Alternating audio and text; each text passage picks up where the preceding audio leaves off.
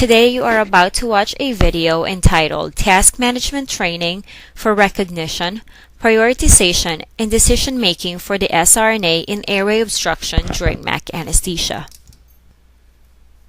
At the completion of this video, the SRNA will be able to master the task management element of non-technical skills, such as recognition, prioritization, and decision-making.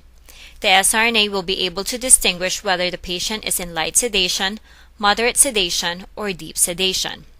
The SRNA will be able to improve decision-making based on early detection of changes in patient saturation and end-tidal CO2.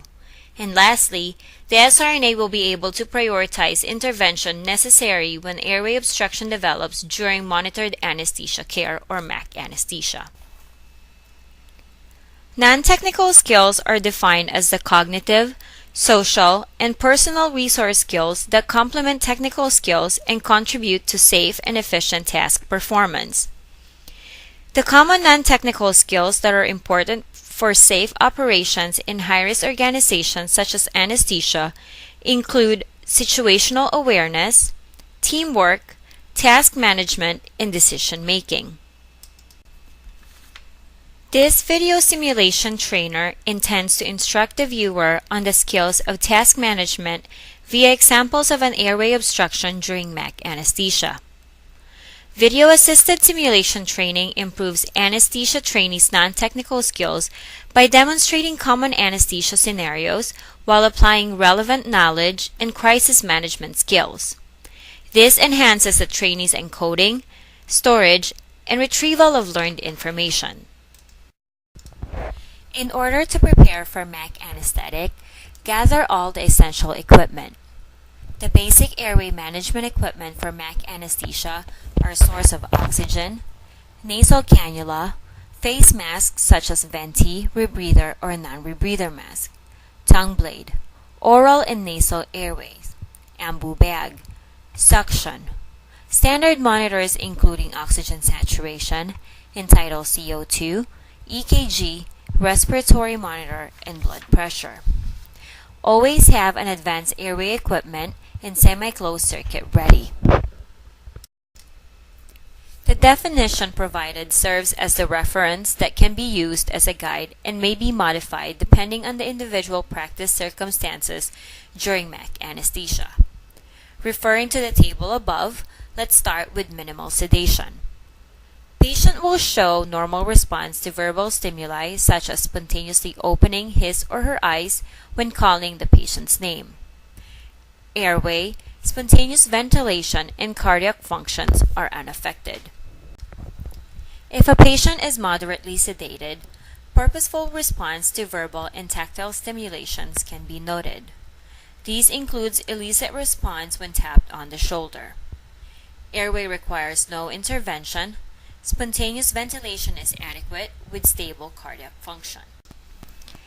When the patient is in deep sedation, responsiveness is purposeful to repeated or painful stimuli. For example, sternal rub or peripheral stimulation may be needed. Intervention to support the airway may be required with the use of oral or nasal airway or mask. Spontaneous ventilation initiated by the patient may be inadequate, but cardiac function is usually maintained. Recognizing airway obstruction. The features suggestive of airway obstruction includes partial obstruction or complete obstruction. If a patient is in partial obstruction, an added sound of labored breathing where air entry is diminished. Assess for use of accessory muscle during respiration, such as tracheal tugging, paradoxical chest movement, and abdominal seesawing movement. When a patient is in complete airway obstruction, there is an indicative complete absence of airway sounds. There will be a flat end-tidal CO2 waveform and declining SpO2 level. Note that a low saturation reflects inadequate oxygenation. Tachypnea and tachycardia reflects respiratory distress. In anticipation of airway obstruction, observe and ask the patient his best breathing position. Be aware that the patient may have to position himself for optimal airflow. The following patient scenario will be used to help familiarize you with the task management strategies involved in the proper management of airway obstruction during MAC anesthesia. These include recognizing the manifestations of airway obstruction, prioritizing your interventions, and making appropriate clinical decisions. Mr. Jones is a healthy 35-year-old male patient weighing 70 kilograms who is undergoing bilateral inguinal hernia repair under monitored anesthesia care or MAC. The patient is in the operating room, positioned supine on the OR table, and has received 2 milligrams of Versed and 50 mics of fentanyl. Mr. Jones appears drowsy and comfortable but is still responsive to verbal stimuli. His airway is unaffected and his vital signs are stable. The surgeon proceeds to inject local anesthetic and the patient grimaces and moves his right leg.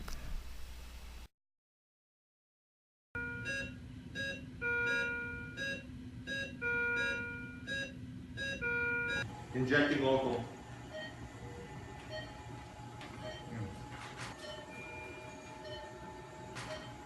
The patient needs to stay still. Decision making. Patient is comfortable but surgical conditions require deeper sedation. Therefore, give extra sedation or pain medication.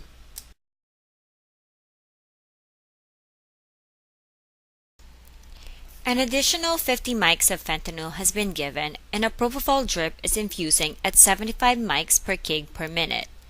The surgeon makes incision without much response from the patient. He is occasionally lightly snoring with dampening of entitled CO2 waveform. Incision.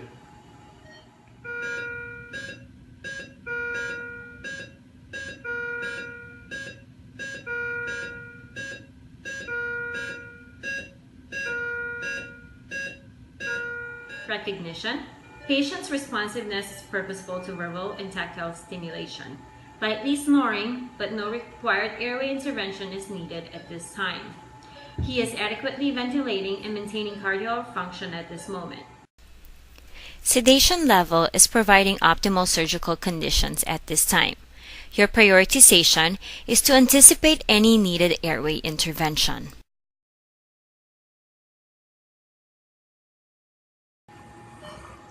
Mr. Jones, take a nice deep breath. To limit the fluctuations of the entitled CO2 waveform, the appropriate decision making is to ask the patient to take a deep breath and or perform head tilt and chin lift. Patient may feel this a little. The surgeon is reaching the most stimulating part of the procedure. In anticipation, additional medications are administered. Mr. Jones has now received 150 mics of fentanyl, 3 milligrams of Versed, and the propofol infusion is now running at 150 mics per kg per minute. The patient does not respond to verbal or painful stimuli. He is snoring heavily with episodes of apnea and his breath appears to be labored.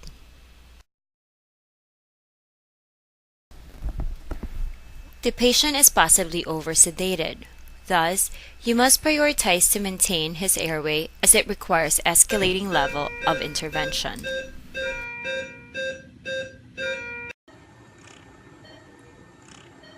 Consider possible oral airway or nasal airway.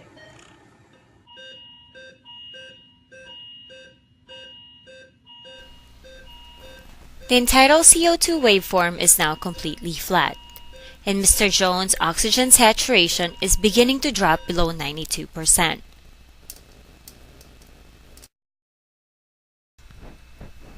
You assess that the patient appears to be mouth breathing. An oral airway is carefully placed, and you switch the patient into a venti mask.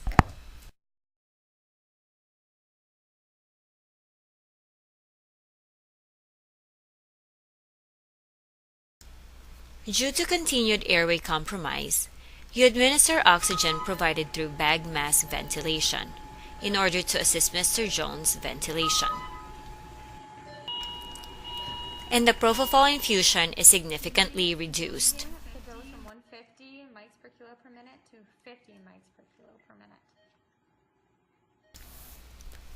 The most important decision making in this scenario is by approaching to relieve airway obstruction and improve ventilation, from nasal cannula to the use of oral or nasal airway, to face mask, and to bag mask ventilation.